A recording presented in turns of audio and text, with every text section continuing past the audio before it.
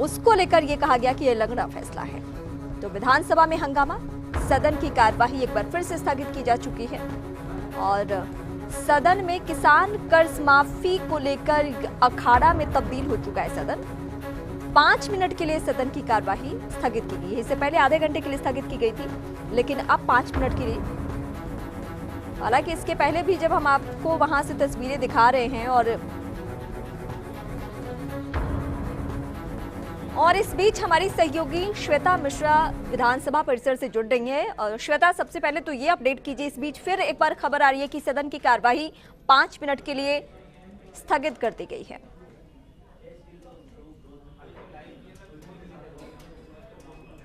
बिल्कुल रिमा, स्थगित की गई है और उसकी वजह भी हंगामा ही यहाँ पर रही है। हालांकि जिस तरह से शुरुआती दौर से देखिए 11 बजे जब स्थगन प्रस्ताव लाया गया, 4 स्थगन प्रस्ताव लाए गए थे जिस पर चर्चा हुई और जब चर्चा की शुरुआत हुई थी तो किसान कर्ज माफी अहम मुद्दा ये, इसे लेकर हनुमान बेनीवाल ने कहा। इसके बाद जब नेता प्रतिपक्ष गुलाब चंद कटारिया यहाँ पर बोलने लगे तो उसके बाद भी सामने से शांति धारीवाल ने उस पर जवाब देने की कोशिश की। हालांकि फिर बैठाया भी गया स्पीकर की तरफ से, लेकिन अहम बात यह कि कर्ज माफी को लेकर बार बार ये बातें कही जाने लगी थी कि सदन के नेता जवाब दें, यानी मुख्यमंत्री अशोक गहलोत जवाब दें, और उन्होंने जवाब भी दिया।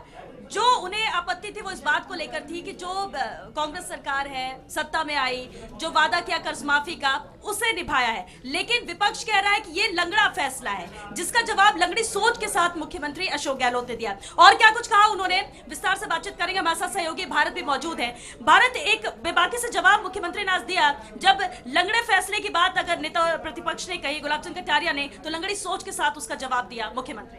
देखिए, बिल्कुल श्वेता, मैं आपको बता दूं कि आज गहलोत ने बहुत ही अच्छी यहाँ पर बात कही कि जिस प्रकार से हमने कर्ज माफी के मुद्दे को लेकर पहली बैठक सरकारी में उसको मैनिफेस्टो जो था उनका, उसको सरकारी घोषणा पत्र यहाँ पर बनाया।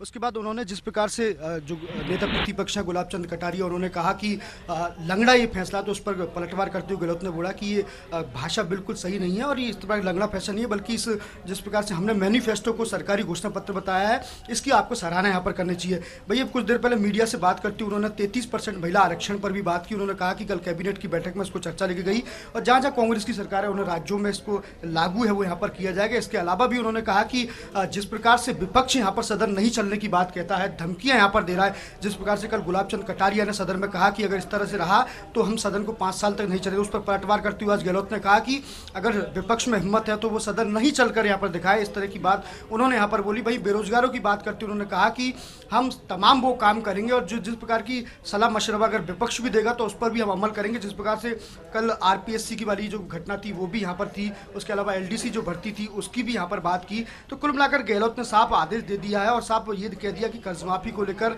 पूरे इंतजाम हैं, जिस प्रकार से किसानों को यहाँ पर वो दिया जाए, वो लाभ यहाँ पहुँचाने की बात है। और भारत, एक खास बात और थी कि कर्ज माफी की बात हो, महिला आरक्षण की बात हो, बेरोजगारों की बात हो, जो बातें, जो वादे किए गए थे सरकार की तरफ से उसे पूरा करेंगे, उसे लेकर कटिबद्ध है सरकार, और ये मुख्यमंत्री अशोक गहलोत ने भी बात करते हुए कही। साथ ही भी ये भी जानना चाहेंगे, अभी मुख्यमंत्री अशोक गहलोत, डिप्टी सीएम सचिन पायलट यहाँ से रवाना हुए, उनके आवास पर बैठक भी होने जा रही है, उसे लेकर भी क्या कुछ?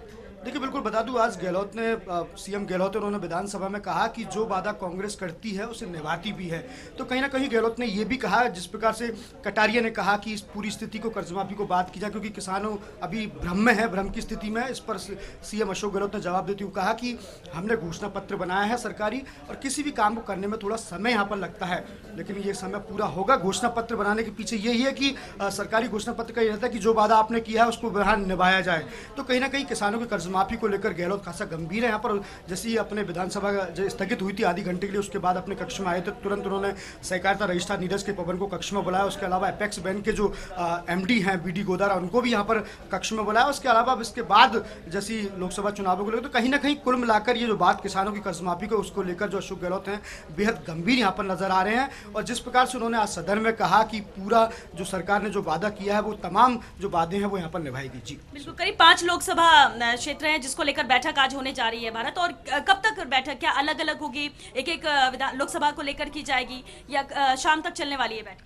देखिए, जिस प्रकार से कांग्रेस को विधानसभा चुनावों में सफलता मिली है, उसको मद्देनजर रखते हुए जिस प्रकार से आगामी लोकसभा चुनावों उनकी तैयारियां हैं वो अभी चर्चा शुरू हो चुकी है और आज भी इन्हीं लोकसभा चुनावों को लेकर यहाँ पर चर्चा होगी। उसमें जो जिन भी लोकसभा क्षेत्र के जो प्रत्याशी हैं, समर्थक हैं, वो सारे यहाँ पर मौजूद हैं। उनसे रायशुमारी यहाँ की जाएगी क्योंकि ऐसा माना जा रहा है कि जनवरी के अंत में राहुल गांधी का भी यहाँ दौरा है, तो लोकसभा चुनावों को 25 के 25 सीटों का एक खाका तैयार किया जाएगा। उसकी जो सारी रिपोर्ट है वो राहुल गांधी को यहाँ पर सौंपी जाएगी। तो कहीं ना कहीं कांग्रेस आगामी लोकसभा चुनावों को लेकर पूरी तरह से यहाँ पर तैयार है और पहले भी अशोक गहलोत ने कहा था कि हम 25 के 25 सीट है वो यहाँ पर जीत के आएंगे। उसी की रणनीति है वो अब इन दिनों तैयार की जा रही है। 20 तारीख तक ये इन पर मंथन है यहाँ पर चलेगा, जिसमें तमाम नेता हैं वो यहाँ मौजूद हैं। डिप्टी सीएम सचिन पायलट भी यहाँ पर मौजूद रहेंगे, अविनाश पांडे वो यहाँ पर मौजूद है, सह प्रभारी विवेक बंसल भी यहाँ पर मौजूद है और जितने भी प्रभारी मंत्री हैं लोकसभा क्षेत्रों के वो भी यहाँ पर मौजूद है। तो कहीं ना कहीं ये स्थिति स्पष्ट है कि सबसे रायशुमारी ली जा रही है कि किसके खिलाफ कितना विरोध है, कितने खिलाफ कितना और भी कई तरह के मामले, उन सबसे रायशुमारी लेकर एक लाइन का जो प्रस्ताव है वो यहाँ पर पारित किए जाएंगे, किसको लोकसभा का चुनाव है वो यहाँ पर लड़ा जाए। हालांकि नामों को लेकर भी चर्चा नहीं है, लेकिन जिस प्रकार से नाम चर्चाओं में आ रहे हैं, जैसे कि बाड़मेर जैसलमेर से मानवेंद्र सिंह का नाम चर्चाओं में आया था, उनके लिए नामों के लिए उनको समर्थन यहाँ पर दिया था। तो कहीं ना कहीं कह सकते हैं कि चलिए श्वेता, हम आपका फिर से रुख करेंगे। सदन की कार्यवाही जब शुरू हो और जब ये मीटिंग चलेगी तब भी हम आप सबका रुख करेंगे। फिलहाल शुक्रिया।